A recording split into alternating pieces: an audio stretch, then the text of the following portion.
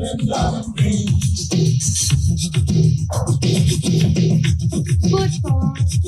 was leader of the team for about a week. My specialty was the quarterback sneak. I was acting a cack, my bag was packed when I got the word in the form of a bird.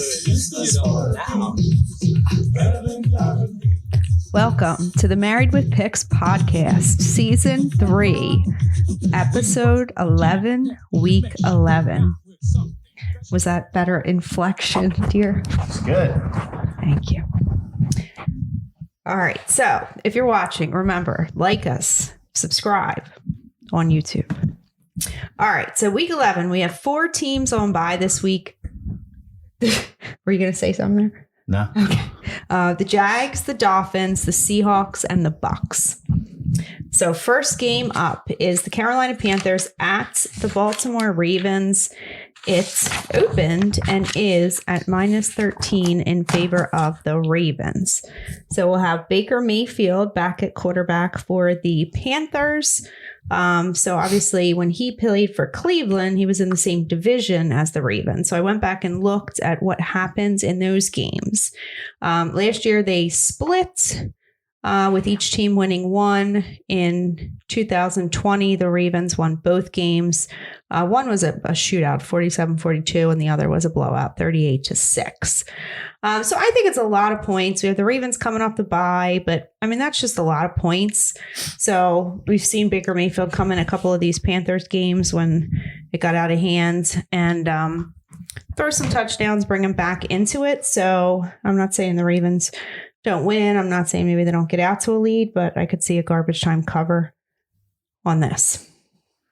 Yeah, I like the way Carolina's playing. I just think it's way too many points, especially for the Ravens.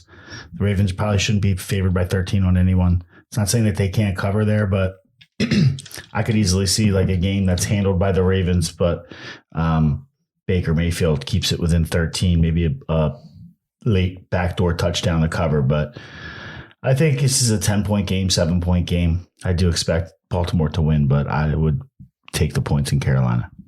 Great. I thought there was an echo in here for a minute. Yeah, they're agreeing with each other. Okay. All right. So we're both on the Panthers there, as ugly as that is. The reality is, that's the side I like, but it's not one of my favorite plays of the day, you know. All right. So next game is the Philadelphia Eagles traveling to Indianapolis to take on the Jeff Saturday Colts on Sunday. So Philly obviously dealt its first loss last week by is it Tyler or Taylor Heineke?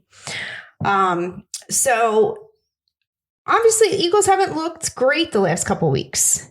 They lost last week to Washington and they struggled a little bit with the Texans early in that game. It was kind of a back and forth. They finally pulled ahead late.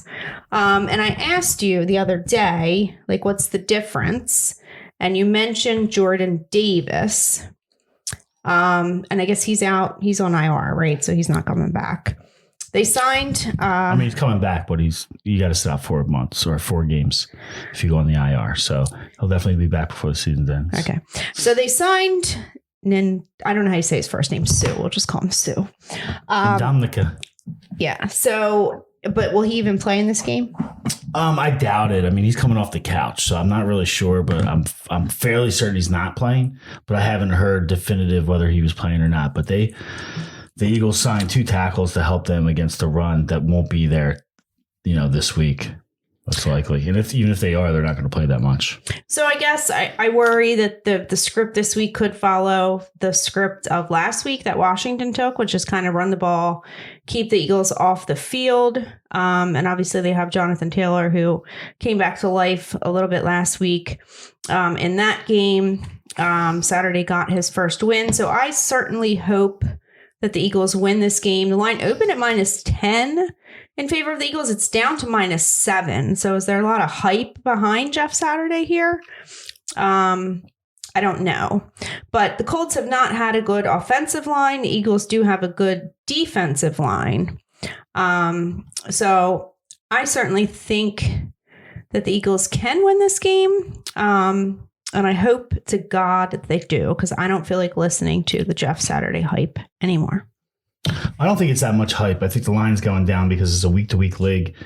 That the bettors, have a short memory, so they're looking at just last week.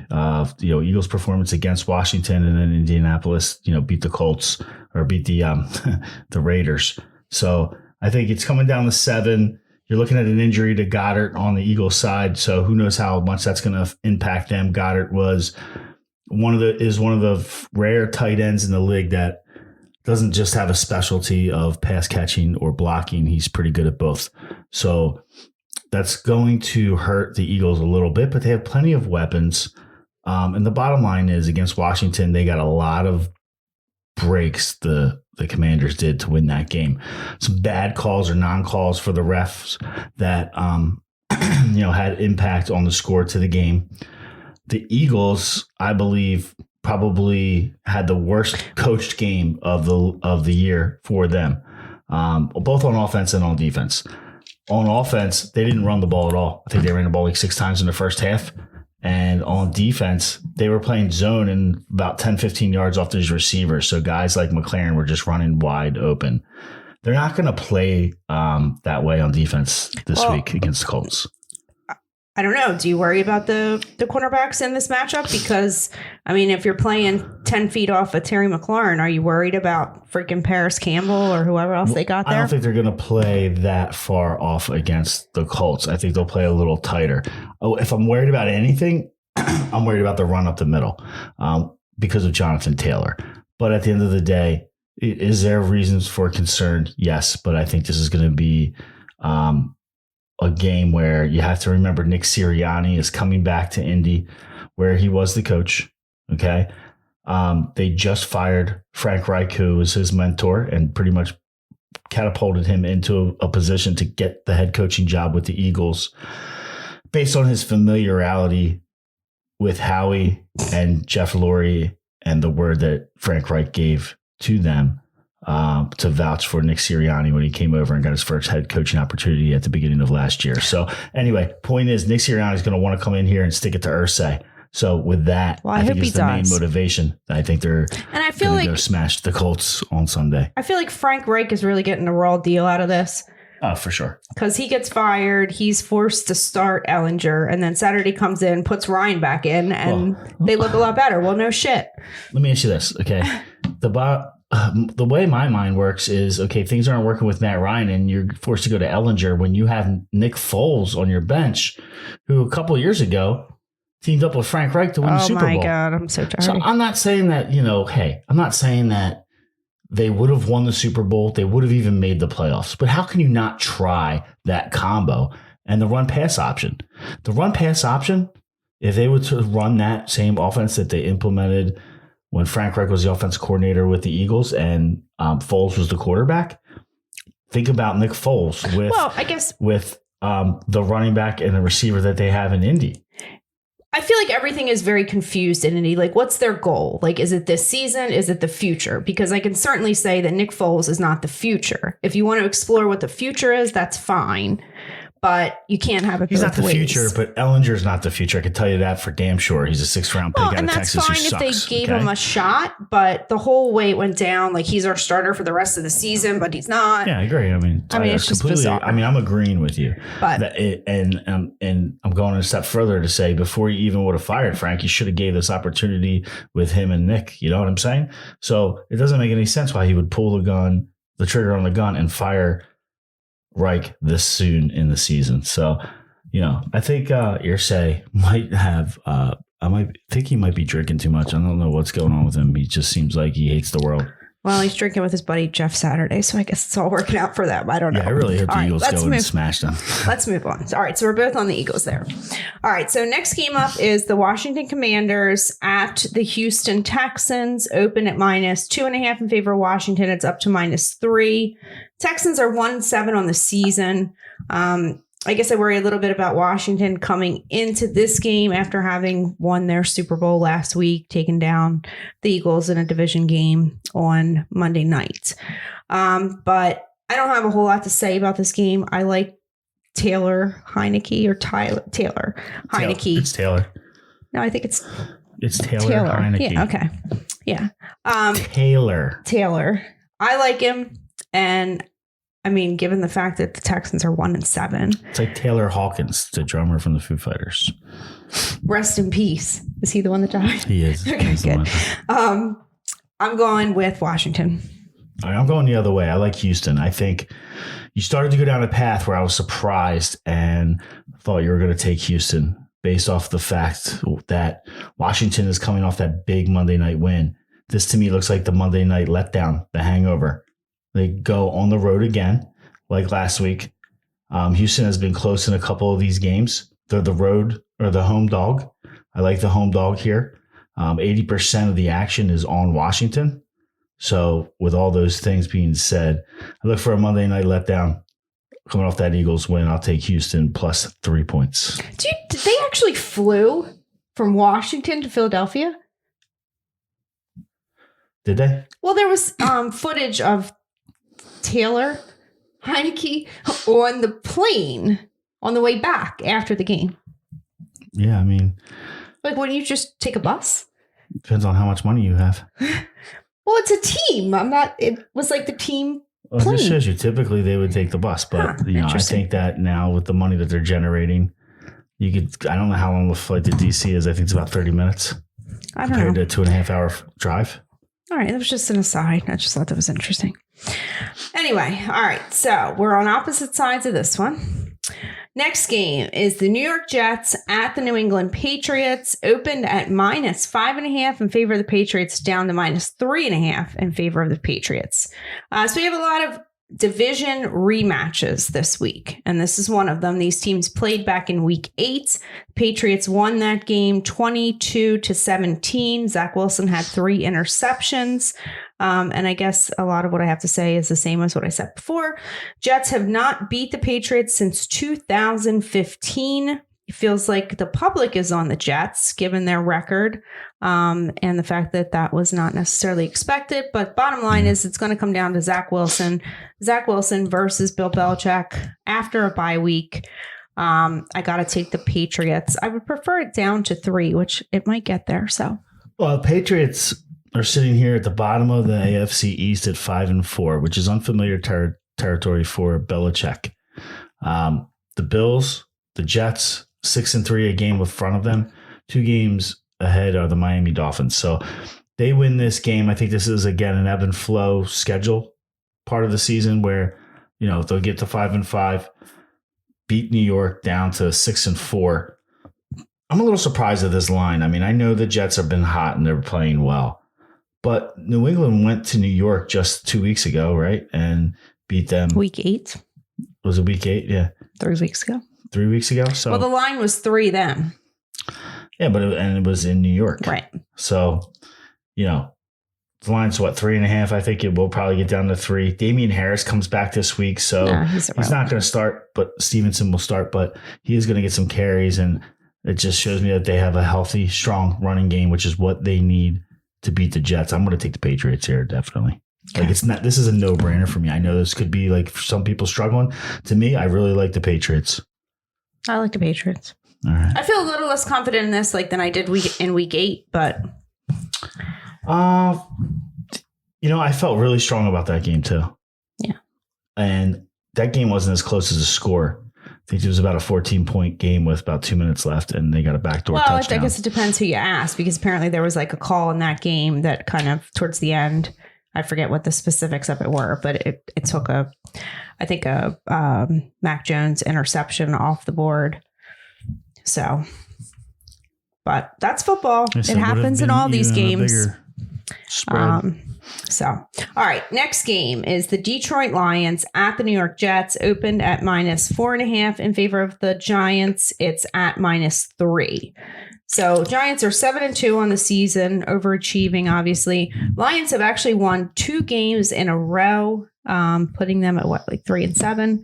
Both teams seem to play a lot of close 3-6. 3-6.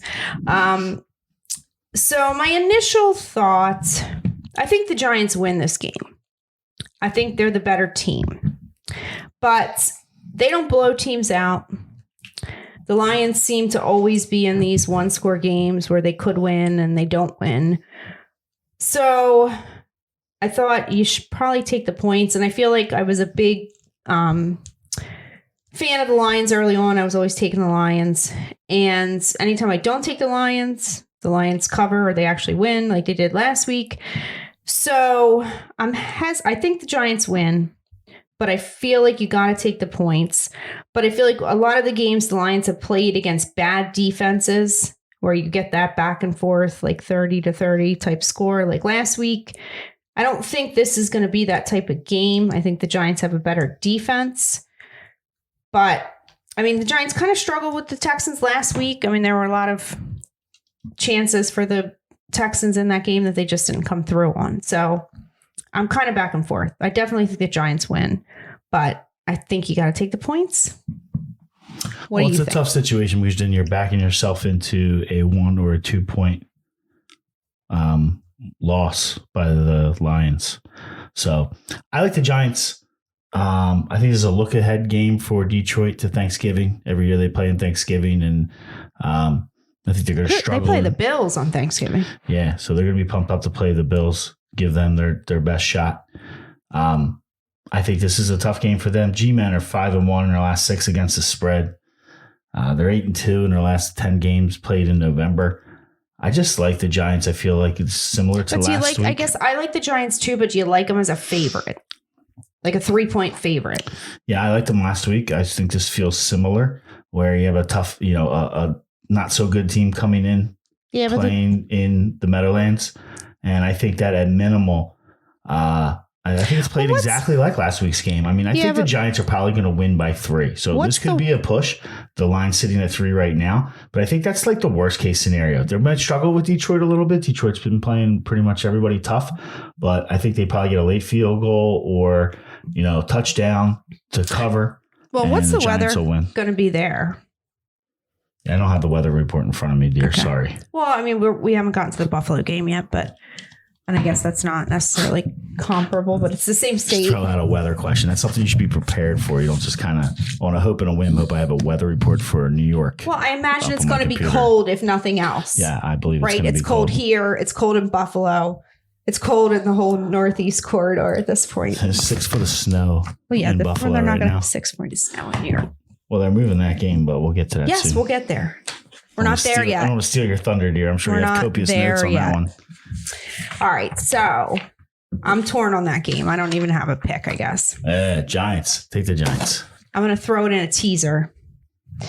All right, next game is the Los Angeles Rams at the New Orleans Saints, open at -1 in favor of the Saints. It's up to -3. So we have the Rams at 3-6 on the season, Saints at 3-7 on the season. Sounds like the Rams will have Matt Stafford back at quarterback, but they have lost Cooper Kupp at least for the next 4 games. He was effectively their entire offense. LA's strength is their defensive line and their run defense, which doesn't match up well to the Saints and Andy Dalton. But you got to wonder, what's Aaron Donald's motivation at this point? He's played in the league quite a few years. There was some question of whether he would retire after they won the Super Bowl. And I'm sure at this point, he's sitting there wishing he had. I mean, it's a lost season for them at this point. So I don't know if that's necessarily something to worry about. My gut says take the Saints, but it just feels dirty to take the Saints as a 3-point favorite. What are your thoughts on this game, Steve? Oh, I had a pretty strong opinion, but first, do you know what the weather report is like? It's a dome. Oh, okay. Weather is not a concern as long as they can get to the stadium. Weather report. Jesus Christ. Well, as of 6 p.m. Eastern time today, which is Friday, Matthew Stafford is cleared to play. He's cleared to concussion protocol. So I expect him back in the game. I think that the Rams still have enough heart they're not giving up on the season. Do you think? Again, they're 3-point dogs going into New Orleans. I'm not impressed with the quarterback playing in New Orleans. And I think if you put a solid defense on the field against them, then Andy Dalton is going to throw a lot of interceptions. You can't win if you lose the turnover battle on this one. So I'm going to take the Rams. Well, I think Matt Stafford's thrown quite a few picks this year, too. And look who he's going to be throwing to now. So do you like the Saints? I already said that. Do you listen to what I say? You want to bet on this one? No, I don't. Why not? Because it's the Los Angeles Rams at the New Orleans Saints. That's my point. It's the Saints. They suck. And you're going to take them, the 3-point favorites? I'm not taking the Saints 3-point favorites against anybody. You're the jinx. If I bet you, it changes. It changes the destiny. Let me just tell you, everybody, all three people that are listening to this podcast, take the Rams. This is a lock. Please bet me. Lock. I said lock. Stone cold, mortal lock on this one. $20 holler. Come on. Oh, whatever. Oh, whatever. You see that? Boom. Binding. All right. Take the Rams. Next game. You probably shouldn't put your money on this game at all. It's a 3-point game. And if you do, put $20. Saints will win by 3. All right. Next game. Push. Cleveland Browns at the Well, it's not at the Buffalo Bills. So, all right. It opened at -6 in favor of Buffalo. It's at -7.5 right now. This game was moved to Detroit. So why was the game moved to Detroit? Because they're expecting 6 feet of snow. And it was funny because I saw it on Facebook and I just saw the 6 and like where we live, like if you get 6 something of snow, it's 6 inches. So I was like 6 inches of snow. And like, this is like a concern for the NFL. I know. Did you see any of the pictures that came in? And then I realized it was 6 feet of snow.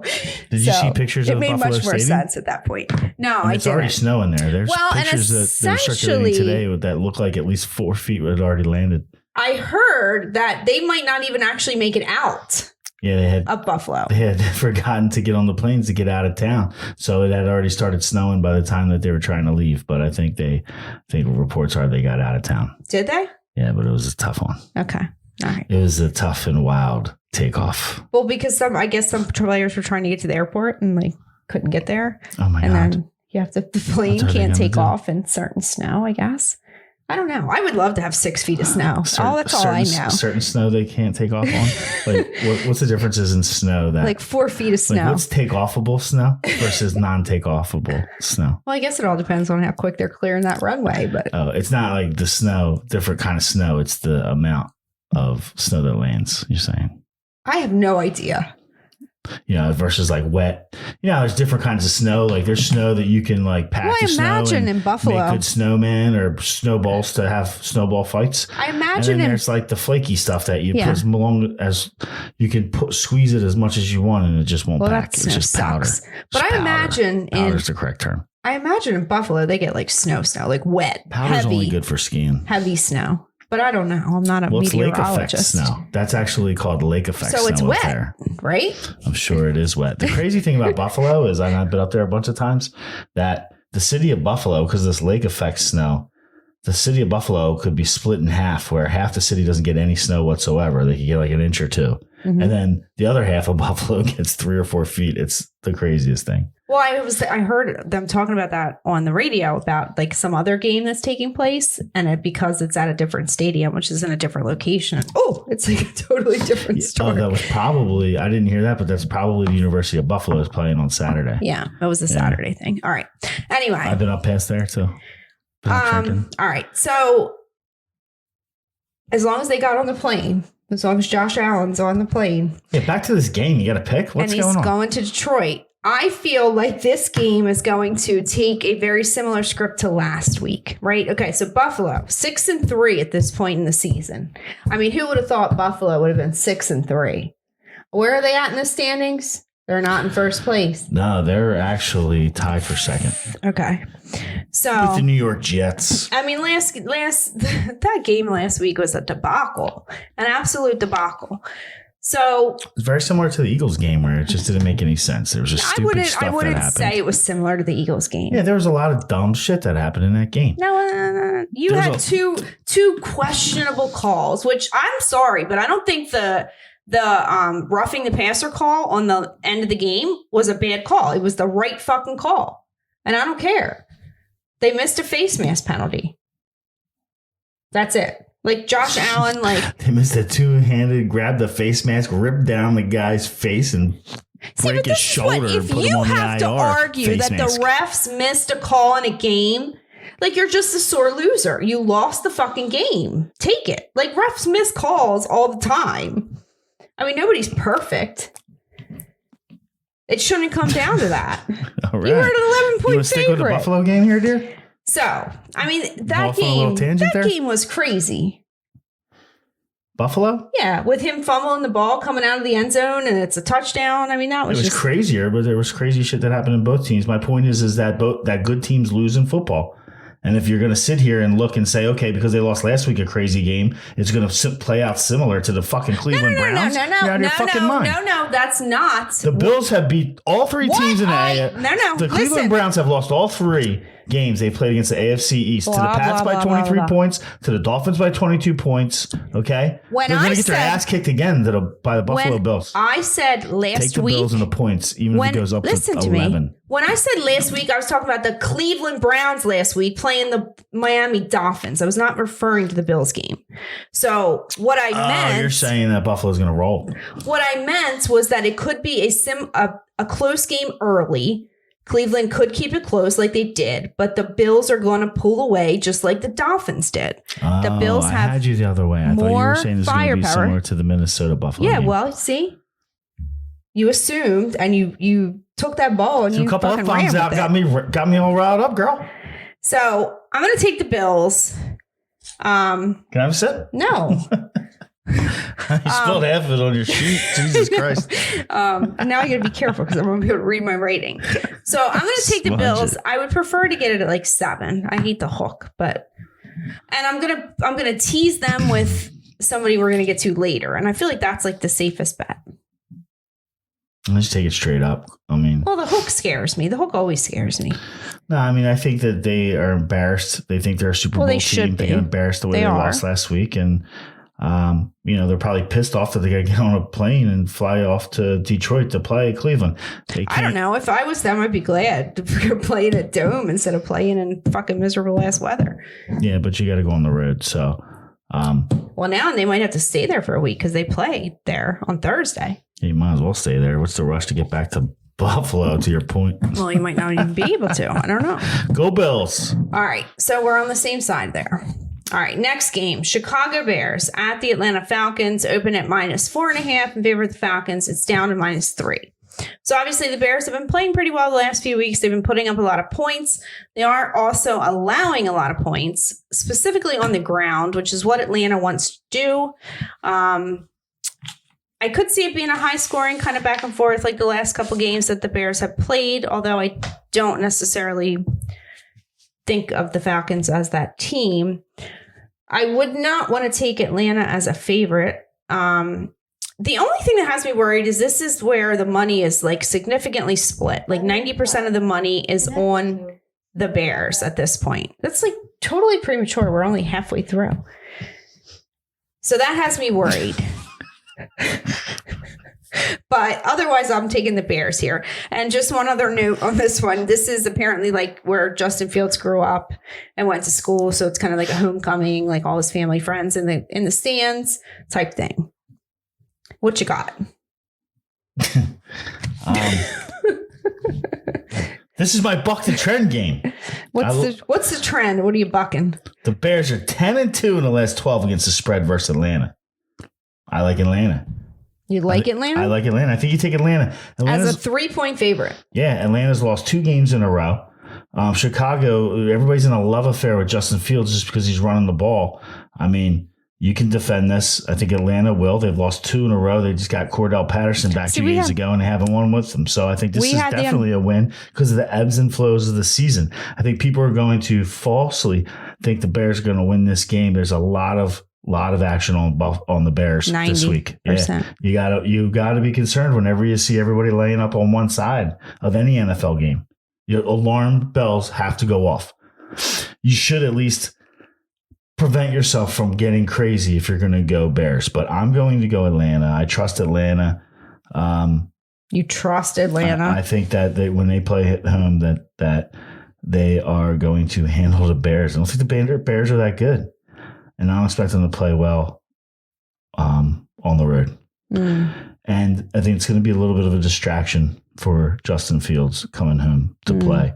A lot of times these quarterbacks, especially these young guys, and remember, he's pretty much a rookie. I mean, he's only, he got drafted last year. He doesn't have much much time at quarterback. Point is, these guys, they come home to play in front of the home crowd, and they want to do really well. And they get really pumped up, a little bit too much energy, a little bit too much hype, and they don't normally perform well. So that for those reasons, that's why I like Atlanta. All right. You got me worried about that one. So I think the Bears should win this game. We'll put it that way. Yeah, I just think it's like it's too quick of a love affair for Justin Fields. He's going to throw a clunker out there, and this might be it. Well, I think we had the misfortune of watching the Falcons last week against the Panthers, and that was just brutal to watch. Yeah, they didn't look good. But you have to remember that game was on the road. So you're taking a dome team, putting them on the road. Not only on the road, but in the front end of a hurricane that's coming up the East Coast, which resulted in rain and winds the entire game. So it wasn't like they couldn't throw the ball or move the ball. But the Atlanta Falcons want to run the ball. So what's the perfect conditions to say, okay, let's just run the ball? In a dome. Okay, but still, like, what do the Chicago Bears want to do? Run the ball. In a dome. Take Atlanta. All right, let's move on. Don't let me talk you out of your conviction. I mean, I'm not trying to talk you into taking Atlanta. I was in love. I'm trying to talk to people listening to this game into an Atlanta because I want to try to make money for people listening. I was in love with the Bears until I saw the split on the money, 90%. It's a 1 o'clock game, but 90% is a lot. Man, we're still on the 1 o'clocks? Yeah. Well, we're getting ready to transition because I have my little notes to remind people. All right, we're at 4:05. Wait, I'm not done. Oh. Like and subscribe. All right, so 4 o'clock. Get smart with that. I got to write it in or I don't remember. Las Vegas Raiders at the Denver Broncos. It opened at and is at -2.5 because nobody gives a flying shit about this game. This is a too shitty game. It's a rematch. These teams did play. I didn't write down which week it was, but earlier in the season, the Raiders won that matchup 32-23. They actually have won 5 straight against the Broncos. I don't think that means anything because these are not Week really 4. the same teams. That was the most points that have been put up against the Broncos this season. Which is maybe a feather they can put in their cap. But Broncos aren't exactly blowing other teams out. They only put up 10 points last week against the Titans. So, I mean, as much as I hate to say it, if I put any money on this game, I got to take the Raiders. What? Yeah, I like the Broncos on this one. I mean, this is revenge. This is a division revenge game. It's as simple as that. They lost 32-23. It was on the road. That's why they struggled and gave up 32 points. Like you said, it was the worst defensive performance of the season for the Broncos. I think they'll look for to make amends on that and play a very strong defensive-minded game here. The blueprint is out on how to beat the Raiders. It's pretty much let them make mistakes. So I'm going to take Denver Broncos here. I think they're due for a win. -2.5. It looks like a 3-point win. You want to take the Denver Broncos as a 2.5-point favorite? Yeah. Meanwhile, Russell Wilson is in the huddle calling plays from his days in Seattle. See, I think it's a really underrated move that they got Chase Edmonds, and I know they didn't work him into the offense too much last week, but I'm hoping to see that they give him the ball a little bit more, and I think he is a difference maker. I think that's the running back that they need. I don't like the running backs that they're using right now. They have Latavius Murray. They have Melvin Gordon III. He's old and shot. So I think it's a great move that they just kind of almost got thrown in Chase Edmonds because Miami didn't want him anymore. And I think they can utilize him in this offense. So we'll see how they utilize him going forward. This will be the second week that they have him. So hopefully they've exposed him a little bit more to the playbook and have him more incorporated into the game plan itself. I want to take the Broncos here. Chase Edmonds, difference maker. Listen, I know they're 2.5-point favorites, but how can you like the Raiders on the road? How can you like the Raiders in general, but on the road? Well, the bottom line is in a division matchup. Denver put up 10 points last week. Yeah, against the Titans, who are coming off the tough game against the Chiefs, who they have a good run defense, but their secondary is suspect. I like it when you're drinking vodka. And they can only put up 10 points. The inflection in your voice is much better. You didn't see the reports about Russell Wilson in the huddle calling Seattle plays? And the guy's like, they don't even know what he's saying. Like, that's not good. He's calling Seattle. And if you want to talk about a coaching matchup, then we got Josh McDaniels, who, he doesn't do well as a head coach. Go back to New England. But you got Nate Hackett, as the Broncos coach. So who wins that matchup? Other than the Carolina Panthers, do you know the only other NFL team in the league this year that hasn't won a game on the road? Who? The Las Vegas Raiders. How much vodka have you been drinking? Oakland Raiders. No, the Raiders haven't won on the road yet. They're not going to start this week. I like the Broncos. Nah, revenge. I really want to shake your hand on this one, but it's the Raiders. Let's do it. Come on, this will be the. We're betting all the shit shows. Trash bowl. The trash bowl game. All right, there's two. That's two. Oh, God. All right. So the next game actually is the game of the week. The Dallas Cowboys at the Minnesota Vikings. It opened at -2.5 in favor of the Cowboys. It's down to -1.5 in favor of the Cowboys. So we have the 8-2. Is it 8-2? Who? 8-1. Sorry, Minnesota Vikings. As a home dog to the Dallas Cowboys.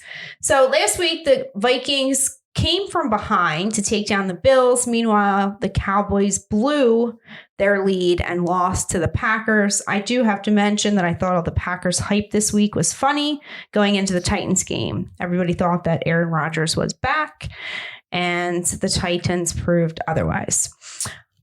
So I've been back and forth on this game as well. My initial thoughts was the Vikings, but I think when you delve into it a little more, still premature, dear. I think that the Vikings have gotten. Rollicking song, he sweeps along. What is this? That's the Raiders music. Oh, God. They found him upside down and laughed. No, go for it. I'm sorry, I didn't mean to break your concentration. Keep going. You're doing good. Now I totally lost my train of thought. I feel like the Vikings have been on the right side of variance, and the Cowboys maybe were on the wrong side last week. Come on, let's go. Talk behind the music. This is great. So you're on the Broncos, which are playing the theme music for the Raiders. Thank you. So I mean, I was originally on the Vikings. I shifted over to the Cowboys, and I feel pretty good about it. Look, I was all over Green. I liked Green Bay last week, and did you like Green Bay last week? I don't know what I said on the podcast, but I know I got it. I like Green Bay, and just because I think everybody's overrating Dallas and giving them too many points. Now they're coming into Minnesota as a favorite. I mean, come on, they should be probably a 3-point dog, maybe 2.5-point dog. They're America's team. I take the home dog here away. I mean, I don't even want to take Minnesota. I mean, they're 8-1. Hey, look, they're due for another loss, right? Kirk Cousins is due for a clunker. And typically you get in that position. Overdue. Based off the way they won last week, that they would come into a letdown. But, Dallas sucks. I mean, they're not that good. They're going to go on the road. They're favored to Minnesota. I just think, it might be a scrappy game. Minnesota's been pulling it out. I think they've been down in every game that they've played and have come back. Probably a lot of the same here against the Dallas Cowboys. But they played a lot of bad teams, bad quarterbacks. The biggest problem for Dallas is going to be that Zeke's coming back. So now they're going to have to split carries because they feel like they have to put Zeke in. They're better off if he's not suited up and they can just work Pollard the ball the whole time. So that's going to hurt them as well. But I like Minnesota in this one. Obviously they're 7-0. Straight up in their last 7 games. I think they're 4-0 at home. Yeah. So since they're a dog here, they're getting points. All they got to do is win the game. So I think they keep rolling because honestly, not as much as I love the Vikings here, because they are due for a loss. Maybe that comes next week. I mean, they've gotten lucky in both Dallas the last games overrated. Because the game prior where they played Washington, Taylor Heineke threw a pick towards the end there that put them on top. And then last week they got lucky on a few occasions. So I don't know. I'm going to go with the Cowboys there. The Cowboys, okay, we're split there. The next game is the Cincinnati Bengals. They head to Pittsburgh, division matchup, the AFC Central. And the Cincinnati Bengals are rolling into Pittsburgh as a 3.5-point favorite. What do you Division like here, game Jack? rematch of week 1. Pittsburgh won that game 23-20 in overtime. It was a shocker. It was a shocker. And I think Mitch Trubisky. Pittsburgh, it was Mitch Trubisky. Pittsburgh went up early. The Bengals kind of came back towards the end to tie it up and then ultimately lost in overtime. TJ Watt was the difference maker in that game. He came back last week, so he will be there this week. Bengals are coming off a bye. Last week, the Bengals did win both matchups against the Steelers. So I'm a little torn on this one. So I would say Pittsburgh, but I don't trust Pickett at quarterback. So I think maybe the Bengals can do enough off the bye to get the win. They need a win, too, to stay relevant at this point. Yeah. I like Cincinnati here. Bengals, like you said, lost the home opener 23-20. I think it's another revenge game. They're 6-1 in their last 7 against the spread. I think the Bengals continue to gain momentum. I'm really like, you see that the team that loses the Super Bowl typically doesn't make it back to next year, or they struggle to make it back to the playoffs. Cincinnati started to look like that team in the beginning of the season. But you have to remember that Burrow is very young. He's only a couple years in, and a lot of their skilled players are young. Joe Mixon is a veteran, and he's probably in his 5th year. So I really like since they're almost too young to know any better. Now they're starting to play a lot better. I think that they're going to continue to get better as the season progresses and make a strong run to win this division. I expect them to catch Baltimore by the time this thing's all said and done. And I think this is going to be fairly easy roll to victory for the Bengals. What's the weather going to be like in Pittsburgh? Do you know? There's no dome there. It's going to be cold. All right. It'll be cold, dear. All right. So moving into prime time, we have the Kansas City chance of wind. Kansas City Chiefs at the Los Angeles Chargers. Open at -5.5 in favor of the Chiefs. It's down to -4.5. This is also a rematch of a division matchup. These teams played back in week 2. Chiefs won that game 27-24. Since Justin Herbert took over at quarterback for the Chargers, these teams have split each season.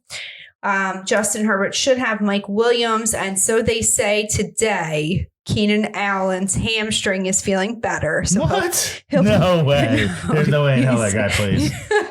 Well, the question every week is week to week. It's like he might play at game time, and he doesn't play. By this point, every other week he's been ruled out. So this is progress, serious progress. So he might be ready to go in 3 weeks from now. Question is, how long will he be on the field? He's like a Julio Jones, like one catch and he's going to go off the field.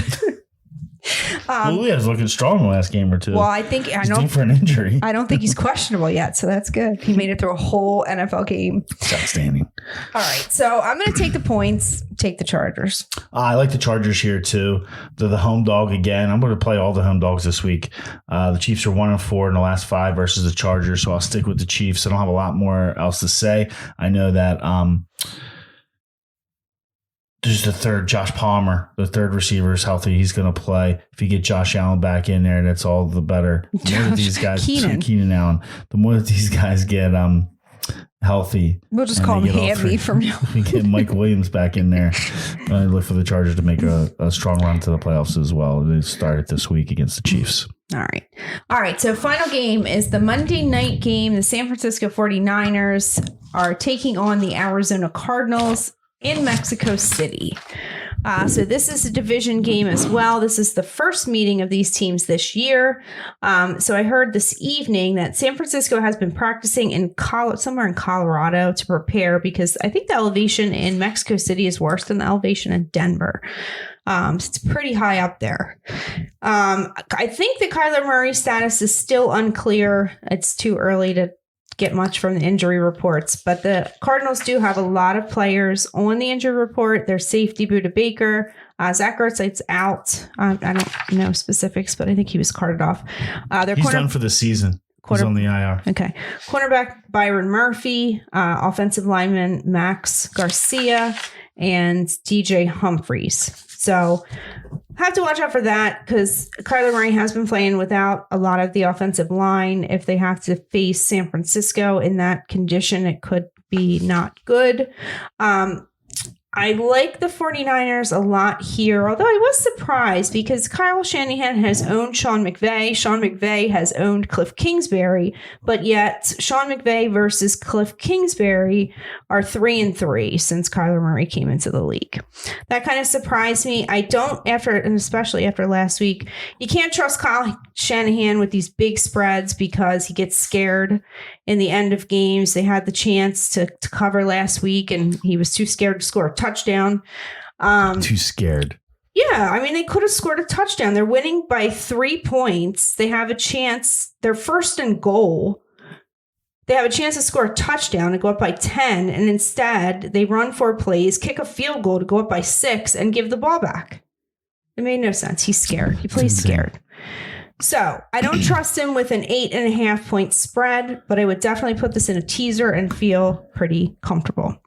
The money is also surprisingly on the Cardinals in this. So that always works to your advantage on a Monday night.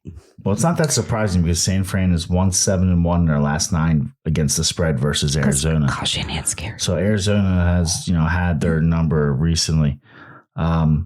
I say recently in the last 9 games. So it's going back over 4.5 seasons. I like Arizona here.